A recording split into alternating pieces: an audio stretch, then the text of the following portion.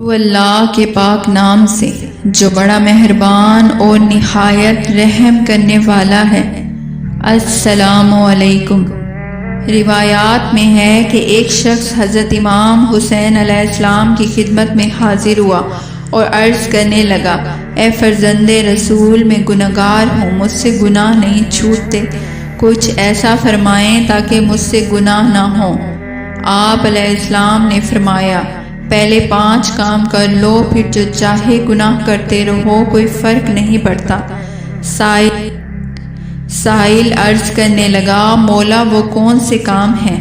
آپ نے فرمایا، اللہ کا پیدا کردہ رزق کھانا چھوڑ دو، پھر جو چاہے گناہ کرو، اللہ کی سلطنت اور حکومت سے نکل جاؤ، پھر چاہے جو گناہ کرو۔ گناہ کے لیے ایسی جگہ تلاش کرو جہاں اللہ تمہیں دیکھ نہ سکے، پھر جو چاہے گناہ کرو۔ جب موت کا فرشتہ تمہاری روح قبض کرنے آئے تو اسے اپنے قریب نہ آنے دینا، پھر جو چاہے گناہ کرو۔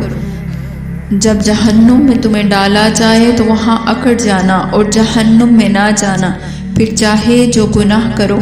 کہنے لگا، مولا یہ کام تو نہیں ہو سکتے۔ آپ علیہ السلام نے فرمایا، پھر گناہ چھوڑ دو۔